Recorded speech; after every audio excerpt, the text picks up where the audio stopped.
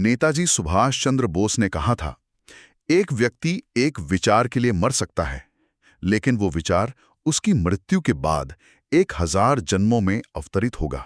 विचार राष्ट्र निर्माण का, एकता का।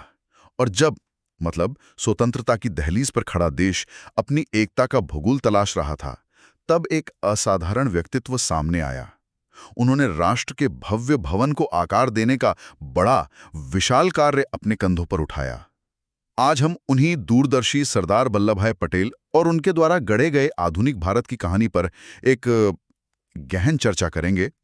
आज 31 अक्टूबर है, सरदार पटेल की जयंती, और 2014 से इसे राष्ट्रीय एकता दिवस के रूप में मनाया जाता है। हमारी आज की जो बातचीत है उसका आधार है PIB मतलब प्रेस इन्फॉर्मेशन ब्यूरो में प्रकाशित सामग्री। और देखिए, यूपीएससी की तैयारी करने वाले अभ्यर्थी तो जानते ही होंगे कि PIB की सामग्री प्रीलिम्स और मेंस दोनों के लिए कितनी महत्वपूर्ण होती है। ये विषय सिर्फ परीक्षा के लिहाज से ही नहीं, बल्कि भारत के इतिहास और राजनीति को समझने में रुचि रखने वाले हर किसी के लिए अहम है। तो आइए इस विषय को खोलते हैं। हम सरदार पटेल के शुरुआती जीवन से शुरू करेंगे, फिर स्वतंत्रता संग्राम में उनकी भूमिका, और हाँ, खास तौर पर स्वतंत्रता के बाद की वो अविश्वसनीय चुनौती, मतलब सैकड़ों रियासतों को भारत संघ में मिलाना। समझने की कोशिश करेंगे कि उन्होंने ये जटिल, लगभग असंभव सा लगने वाला काम कैसे संभव बनाया। बिल्कुल। और यहाँ जो दिलचस्प बात है वो ये कि हमारा उद्देश्य सिर्फ घटनाओं को लिस्ट करना नहीं है। हम पटेल की रणनीति, उनकी कूटनीति की जो बारीकियां थीं, उनका जो दृढ़ संकल्प था, उसके पीछे के कारण, और हाँ, उस समय की जो जटिल परिस्थितियां थीं, मतलब भौगोलिक, राजनीतिक, सामाजिक, उन सब को समझने का प्रयास करेंगे। कैसे उन्होंने इन चुनौतियों का सामना किया, समाधान कैसे निकाले। ये विश्लेषण यूपीएससी अभ्यर्थियों के लिए खास तौर पर महत्वपूर्ण है, क्योंकि ये न केवल फैक्ट्स को समझने में मदद करता है, बल्कि पूरी प्रक्रिया और उस समय की जो निर्णय लेने की क्षमता थी, उसे भी समझने में मदद करता है। तो चलिए शुरुआत उनके प्रारंभिक जीवन से करते हैं। 31 अक्टूबर 1875 गुजरात के नडियाद में जन्म हुआ। पेशे से सुना है एक बेहद सफल वकील थे।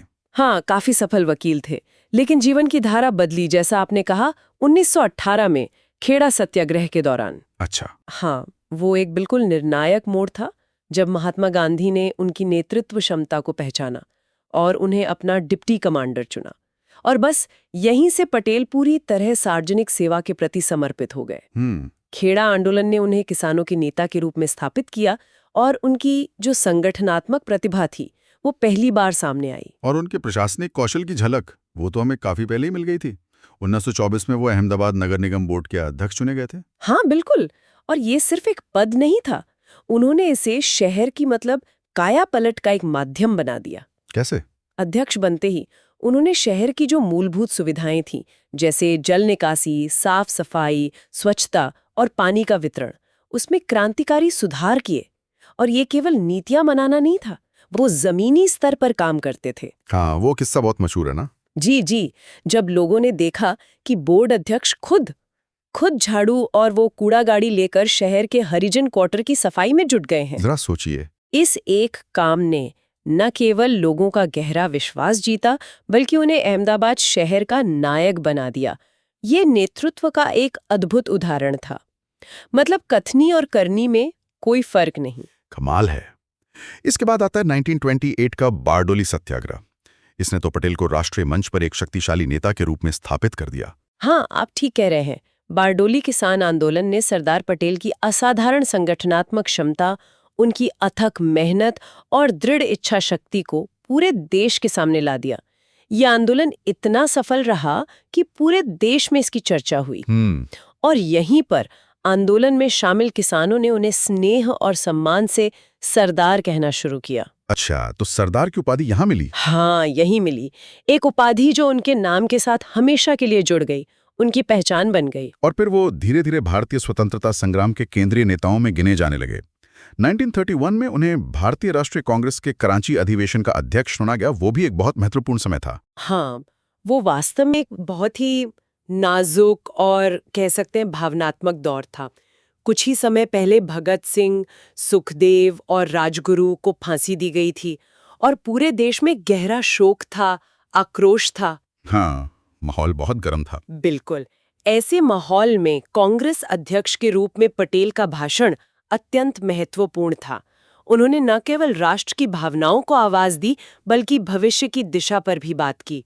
इससे उनकी नेतृत्व क्षमता और राजनीतिक परिपक्वता का पता चलता है। फिर आया 1947। भारतीय स्वतंत्रता अधिनियम पारित हुआ, स्वतंत्रता मिली, लेकिन साथ में विभाजन का दर्द और एकीकरण की एक विशाल चुनौती भी। देश दो हिस्सों में बटा था, एक ब्रिटिश भारत जिसमें प्रांत थे और दूसरा 560 से भी ज्यादा रियासतें। हाँ, और ये रियासतें भौगोलिक रूप से भारत के लगभग 2/5 हिस्से में फैली थीं। बाप रे। और असली समस्या यहीं से शुरू हुई। स्वतंत्रता अधिनियम ने ब्रिटिश भारत का नियंत्रण तो नई भारतीय सरकार को दे दिया, लेकिन इन रियासतों के शासकों को 3 विकल्प दिए गए। या तो भारत में शामिल हों, या पाकिस्तान में, या फिर स्वतंत्र रहे। जरा सोचिए, भारत के नक्शे के बीचों बीच इतने सारे स्वतंत्र टापू, ये तो भारत की एकता, अखंडता और भविष्य के लिए एक बहुत बड़ा खतरा था। बिल्कुल, एक बिखरा हुआ भारत संभालना लगभग नामुमकिन होता। तो यहीं पर सरदार पटेल की भूमिका सबसे निर्णायक साबित होती है। इस विकट चुनौती का सामना करने के लिए उन्होंने क्या कदम उठाए, ये जानना यूपीएससी के दृष्टिकोण से भी बहुत जरूरी है कि कैसे इस संस्थागत चुनौती को संभाला गया। बिल्कुल। देखिए, इस अभूतपूर्व चुनौती से निपटने के लिए एक सुनियोजित, एक ऑर्गेनाइज्ड मैकेनिज्म की जरूरत थी। तो 25 जून 1947 को, यानी आजादी से कुछ हफ्ते पहले ही, सरदार पटेल के नेतृत्व में एक समर्पित राज्य विभाग यानी स्टेट्स डिपार्टमेंट बनाया गया। अच्छा, आजादी से पहले ही? हाँ, पहले ही। और इसके सचिव बनाए गए वीपी मेनन, जो एक अत्यंत कुशल प्रशासक थे। तो पटेल का राजनीतिक नेतृत्व और मेनन की प्रशासनिक कुशलता, इस जोड़ी ने मिलकर वो रणनीति, कूटनीति और दृढ़ता दिखाई जिसने इस असंभव लगने वाले काम को संभव कर दिखाया। और फिर 15 अगस्त 1947 को सरदार पटेल ने स्वतंत्र भारत के पहले उप प्रधानमंत्री और गृह मंत्री के रूप में शपथ ली। सूचना एवं प्रसारण मंत्रालय का दायित्व भी उनके पास था। जी। अब मंच तैयार था उस ऐतिहासिक कार्य के लिए, जिसके लिए उन्हें आज भी याद किया जाता है। हाँ, अब शुरू होता है रियासतों के विलय का वो अध्याय, जो कूटनीति, दबाव, समझाइश और कहीं-कहीं दृढ़ कार्रवाई की एक अनोखी मिसाल है। हर रियासत की अपनी अलग कहानी थी, अपनी अलग चुनौती। चलिए कुछ प्रमुख रियासतों के विलय पर नजर डालते हैं। इससे पटेल की कार्यशैली की झलक मिलेगी। जैसे त्रावणकोर का मामला था। जुलाई 1947 में त्रावणकोर के दीवान ने तो स्वतंत्र रहने की घोषणा कर दी थी। सही कहा। त्रावणकोर का मामला शुरुआत में काफी चिंताजनक था, लेकिन यहीं पटेल की कूटनीतिक समझ और वो जो राजनेता वाली पकड़ होती है, वो काम आई। उन्होंने सीधे टकराव के बजाय बातचीत और दबाव का मिला-जुला रास्ता अपनाया। हाँ, उन्होंने त्रावणकोर के शासक को भारत में शामिल होने के जो व्यावहारिक लाभ थे, वो समझाए, राष्ट्रीय एकता की अपील की और शायद उसकी भौगोलिक स्थिति की मजबूरियों की ओर भी इशारा किया। अंततः राजा भारत में शामिल होने के लिए राजी हो गए। ये तो बड़ी कामयाबी थी। हाँ, ये एक महत्वपूर्ण पहली सफलता थी, क्योंकि इसने अन्य रियासतों, खासकर दक्षिण की रियासतों के लिए एक उदाहरण सेट किया जो विलय को लेकर हिचकिचा रही थीं। जूनागढ़ का मामला भी काफी जटिल था। वहां के नवाब तो पाकिस्तान में शामिल होना चाहते थे, जबकि रियासत की बहुसंख्यक हिंदू आबादी और भौगोलिक स्थिति वो तो भारत के पक्ष में थी। हाँ, जूनागढ़ एक बिल्कुल अलग तरह की चुनौती थी। नवाब के फैसले से राज्य में अस्थिरता पैदा हो गई। सरदार पटेल ने यहाँ दृढ़ता दिखाई। उन्होंने पहले बातचीत की कोशिश की, लेकिन जब नवाब टस से मस नहीं हुए, तो भारत ने कड़े कदम उठाए। क्या कदम? अंततः नवाब को रियासत छोड़कर भागना पड़ा। इसके बाद फरवरी 1948 में जूनागढ़ में जनमत संग्रह कराया गया। अच्छा, रेफरेंडम हुआ? हाँ, परिणाम अपेक्षित था। भारी बहुमत ने भारत में रहने के पक्ष में वोट दिया। ये न केवल पटेल के कदम की पुष्टि थी, बल्कि इसने विलय प्रक्रिया को एक तरह की लोकतांत्रिक वैधता भी दी। और कश्मीर, वहां की स्थिति तो शायद सबसे ज्यादा पेचीदा थी, जिसके प्रभाव आज तक महसूस किए जाते हैं। राजा हरि सिंह शुरू में तो स्वतंत्र रहने का मन बना रहे थे। कश्मीर की स्थिति निस्संदेह सबसे जटिल थी। राजा हरि सिंह विलय का निर्णय टाल रहे थे, सोच विचार में थे, लेकिन अक्टूबर 1947 में स्थिति एकदम नाटकीय रूप से बदल गई, जब पाकिस्तान समर्थित कबायली हमलावरों ने कश्मीर पर आक्रमण कर दिया।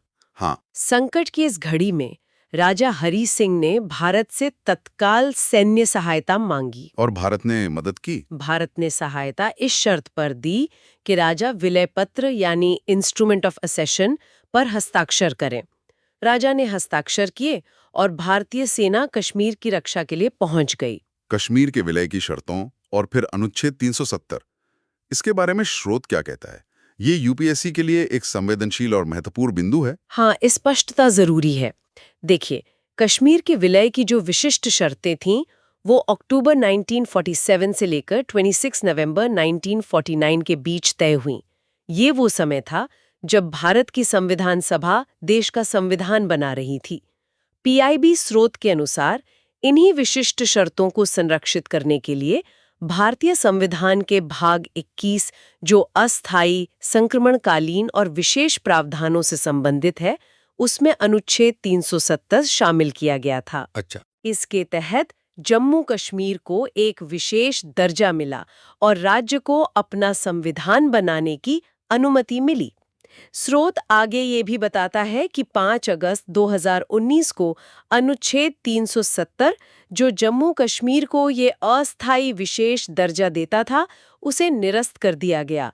स्रोत के अनुसार ये कदम ये मानते हुए उठाया गया कि जम्मू कश्मीर भारत का अभिन्न अंग है और इससे सरदार पटेल के भारत के पूर्ण एकीकरण और समेकन के दृष्टिकोण को पूरा किया गया। ठीक है, तो ये स्रोत का नजरिया है। जी, परीक्षा की दृष्टि से स्रोत इस घटनाक्रम को कैसे प्रस्तुत करता है, इस पर ध्यान देना महत्वपूर्ण है और हमारी चर्चा उसी पर आधारित है, बिना किसी पक्ष का समर्थन या विरोध किए। बिल्कुल। अच्छा, हैदराबाद की बात करते हैं। एक और बड़ी रियासत जहां विलय आसानी से नहीं हुआ, वहां के निजाम ने तो भारत सरकार के साथ एक यथास्थिति समझौता मतलब स्टैंडस्टिल एग्रीमेंट भी कर लिया था। हाँ, यथास्थिति समझौता एक अस्थायी व्यवस्था थी, लेकिन हैदराबाद के निजाम की महत्वाकांक्षाएं स्वतंत्र रहने की या फिर पाकिस्तान से करीबी बढ़ाने की थी। राज्य के भीतर सांप्रदायिक तनाव बढ़ रहा था और निजाम की जो निजी सेना थी, रजाकार, उनके द्वारा हिंसा और अत्याचार की खबरें भी आ रही थीं। तो फिर क्या हुआ? जब महीनों की बातचीत और कूटनीतिक प्रयास विफल हो गए और राज्य में कानून व्यवस्था पूरी तरह चरमरा गई, तब सरदार पटेल ने निर्णायक कार्रवाई का फैसला किया। सितंबर 1948 में भारतीय सेना ने ऑपरेशन पोलो के तहत हैदराबाद में प्रवेश किया। ऑपरेशन पोलो? हाँ, बहुत कम प्रतिरोध के बाद 17 सितंबर 1948 को निजाम ने आत्मसमर्पण कर दिया और हैदराबाद भारतीय संघ का हिस्सा बन गया। ये पटेल की दृढ़ता का एक और उदाहरण था, जहां राष्ट्रीय एकता और सुरक्षा के लिए कठोर निर्णय लेने से वो पीछे नहीं हटे। इन्हीं सब निर्णायक कार्रवाइयों और दृढ़ इच्छा शक्ति के कारण ही शायद सरदार पटेल को लौह पुरुष, आयरन मैन ऑफ इंडिया कहा गया। बिल्कुल, ये उपाधि उन्हें विशेष रूप से देश के विभाजन के बाद जो अराजकता और अनिश्चितता का माहौल था, उसमें गृह मंत्री के रूप में आंतरिक स्थिरता लाने और उसे बनाए रखने के उनके दृढ़ निश्चयी और प्रभावी प्रयासों के लिए मिली। उन्होंने देश को बिखरने से बचाया और एक मजबूत केंद्र की नींव रखी। लौह पुरुष की उपाधि के साथ साथ उनका एक और बहुत दूरगामी योगदान था अखिल भारतीय सेवाओं की स्थापना, all India services, IAS, IPS वगैरह। उन्हें वे भारत का स्टील फ्रेम कहते थे।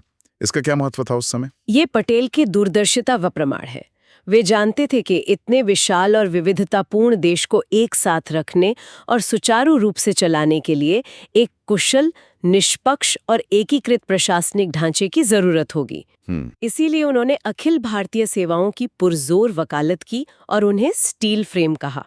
उनका मानना था कि ये सेवाएं न केवल केंद्र और राज्यों के बीच एक महत्वपूर्ण कड़ी का काम करेंगी, बल्कि देश की एकता और अखंडता को बनाए रखने में भी महत्वपूर्ण भूमिका निभाएंगी।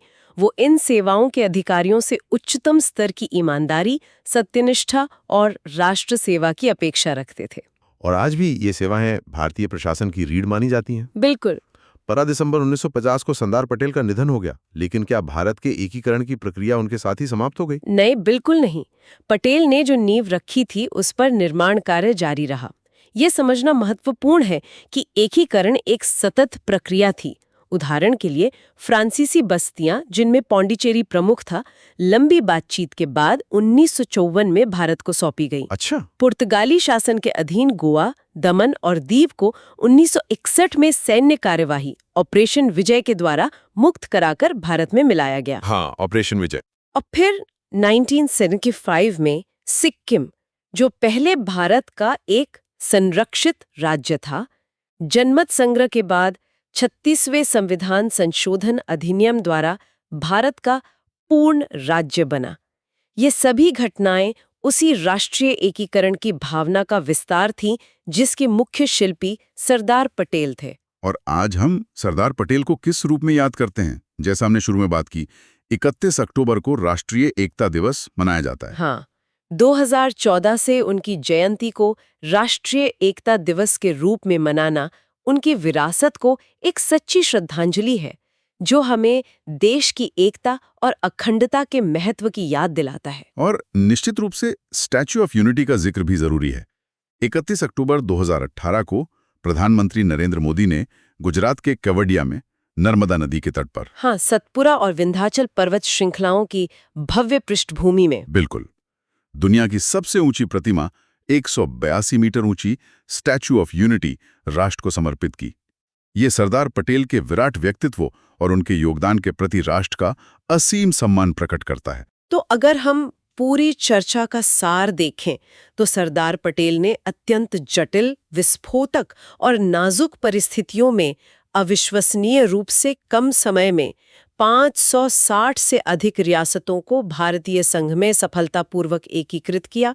ये विश्व इतिहास में राज्य निर्माण और एकीकरण की एक अद्वितीय और अभूतपूर्व उपलब्धि है। सच में वे सही मायनों में राष्ट्रीय एकता के प्रतीक और आधुनिक भारत के निर्माताओं में से एक थे। और जैसा कि हमने शुरू में कहा था, यूपीएससी के अभ्यर्थियों और भारतीय इतिहास तथा राजनीति में रुचि रखने वाले सभी लोगों के लिए यह समझना अत्यंत महत्वपूर्ण है कि भारत का वर्तमान भौगोलिक और राजनीतिक स्वरूप कैसे अस्तित्व में आया, इसकी प्रशासनिक संरचना कैसे विकसित हुई और आज की चुनौतियों को ऐतिहासिक संदर्भ में कैसे देखा जा सकता है। पीआईबी से ली गई ये जानकारी खास तौर पर उपयोगी है क्योंकि ये उस समय की घटनाओं पर सरकारी दृष्टिकोण प्रस्तुत करती है, जिसे समझना परीक्षा के लिए आवश्यक हो सकता है। और ये पूरी चर्चा हमें एक महत्वपूर्ण सवाल पर सोचने के लिए भी प्रेरित करती है।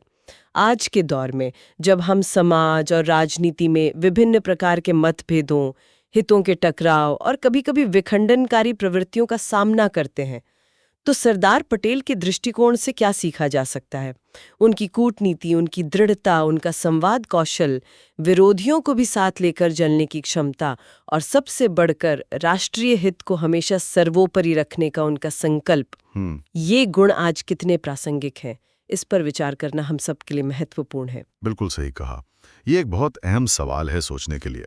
यदि आप यूपीएससी की तैयारी कर रहे हैं या भारत के इतिहास और इस तरह के महत्वपूर्ण विषयों पर और गहराई से जानकारी चाहते हैं तो हमें ज़रूर बताएं। इस चर्चा को लाइक करें, हमारे चैनल को सब्सक्राइब करें और नीचे कमेंट्स में अपने सवाल पूछें या भविष्य की चर्चाओं के लिए विषय सुझाएं। हम सीखने वालों का एक सक्रिय समुदाय बनाना चाहते हैं जहां ज्ञान का आदान प्रदान हो सके। आज की इस गहन चर्चा को यहीं समाप्त करते हैं। उम्मीद है कि सरदार वल्लभ भाई पटेल के जीवन, उनके असाधारण योगदान और आधुनिक भारत के निर्माण में उनकी अमिट भूमिका को समझने में आपको मदद मिली होगी। धन्यवाद।